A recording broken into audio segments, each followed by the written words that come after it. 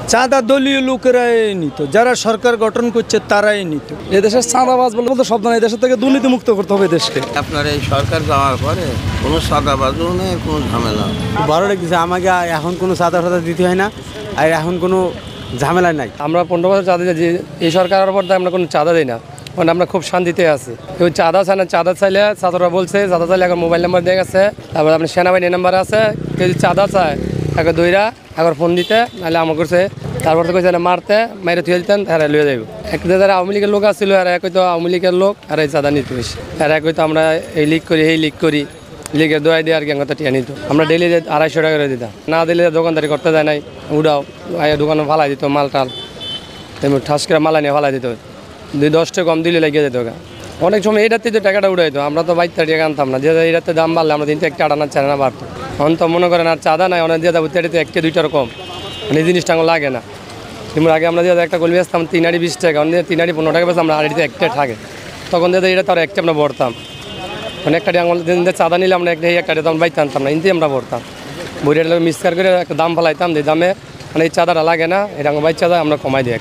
এখন খুবই ভালো লাগতেছে, আমরা চাই সবসময় এইভাবেই থাকুক, ওই চাঁদা চাই মানে কোনো সন্ত্রাস নাই, মুক্ত নাই, কিচ্ছু না, সবসময় শান্তি আর শান্তি অনেক হিসাবে সব শান্তি অনেক। বেচা কিনি কম আছে, কম তা ঠিক হয়ে যাবে, আর কয়েকদিন গেলে দিয়ে যায় অনেক ঠিক আছে, অনেক আল্লাহর মতো অনেক ভালোই আর কি, যে দুঃখ চলে আলহামদুলিল্লাহ। আমরা না দিলেও তো সমস্যা, দিতে না দিলে হুমকি ধমকি মারামারি, মানে সেরকম বা এদিক সেদিক করছে, এই জন্য দিতে এইটা চাঁদা না দিয়ে তো উপায় নেই, মুখ বুঝে থাকতে হয়। না দিলে আর একজন এসে মারবে, ঢাকায় ফেল দিলে, ঝুড়ি ফেল দিলে, নানান ধরনের সমস্যার কারণে আমরা দিতাম সামনে। যারা সাদাবাজি তারা কিছু শুনবে না, বুড়ো মানুষও শুনবে না, জোয়ান মানুষ, বুড়ো মানুষের আরও ঢেকাতে বেশি, এরম বিয়াদবু করেছে এই 15 বছর ধরে।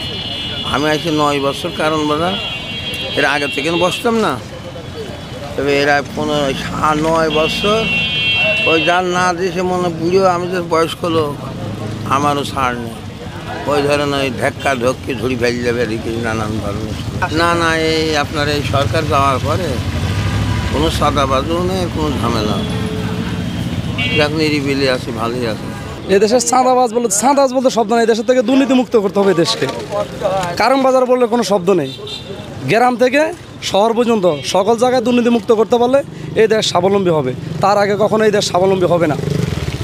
কে দুর্নীতি করে তাদেরকে ধরতে হবে, একবার গ্রাম থেকে অফিস পর্যন্ত শহর পর্যন্ত ধরতে হবে, নাহলে এই দেশ ঠিক হবে না। ছাত্ররা এখন দেশ স্বাধীন করে গেছে, স্বাধীনতা রক্ষা করবে কে, তাদেরকে খুঁজতে হবে।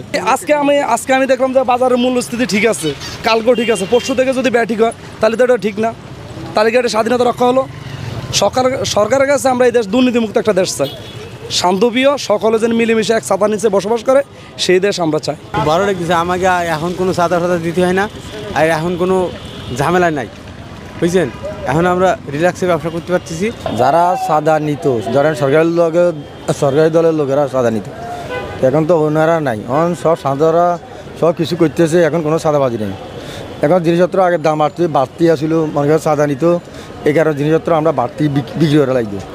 এখন চাঁদা নাই, কিছু নেই আপনার, এখন জিনিসপত্রের দাম কম, আমরা বিক্রি করি কম দাম আনিয়ে বিক্রি করি কম দাম। ধরেন আমাদের এই দোকানটার ভিতরে ডেলি 400-500 টাকা করে নিত, 500 টাকা করে নিত। আমরা তো কি, আমরা তো এটা মনে করি দোকানদার করতে যখন এগুলো আমরা তো করতে পারি, গেলে এরকম শক্তি হলে বেশি, আমার যদি টাকাটা না দিই কবে গেলে তখন দোকান লাগে না, আপনি আমরা হামলা দিতে পারি, তো এটা কিন্তু আমার বাণিজ্যত প্রশ্ন। তো আমরা চিন্তা করি যাক, মানে এরা চাঁদা দিতে যাওয়ার তো হেরাও চলা লাগবে, এই কারণে ধরেন সবাই সাদা বাদা দিত বা হেরাও সাদা বাদা নিত, তখন ভয়ে কেউ মানে তাদের সাথে কথা বলতো না। এখন সব সতর্ক হয়ে গেছে, সবাই ভয় পাইতেছে, একটা টাকা একজনে দিতে একজনে ভয় পায় যে আমাদের টাকাটা নিতে হয়, তখন ছাত্রবাড়িতে ফোন দেয়, ফোন নম্বর আছে বা বিডিআরদের ফোন আছে, ফোন দিলে তারা ঝুঁকিয়ে পড়ে, পড়িয়াকে খালি বলি দেন কার নাম, কোন লোকটা নেয়, তখন এরা এটা এদের বিচার করে যা করে। চাঁদা দলীয় লোকেরাই নিত, যারা সরকার গঠন করছে তারাই নিত, আবার কে নিবে? আর কেউ কারো আর ক্ষমতা আছে? হেরাই ক্ষমতা ছিল, হেরাই নিশ্চিত। আপনারা মুদি দোকানে যান, মুদি দোকানে সিন্ডিকেট হয়, কাঁচামালের সিন্ডিকেট হয় না, 10 টাকা 20 টাকা ব্যবধান, এটা কিচ্ছু না ভাই, বর্তমান যুগে আর কি 10-20 টাকা এটা কিছু না। কিন্তু 1 কেজি মানে 1 কেজি মালে মনে করেন মাছের দাম মনে করেন 1500-1600 ইলিশ মাছ, তো একজন মানুষ 500 টাকা দৈনিক কামাই করে, সেই ইলিশ মাছ কী করে খাইবে? 1 কেজি মাছ 800 900, চিংড়ি মাছ 800 900 টাকা। আপনারা ওইখানে আমরা তো দিতাম মাসে 7-8 হাজার টাকা দিতাম, 9 হাজার টাকা দিতাম।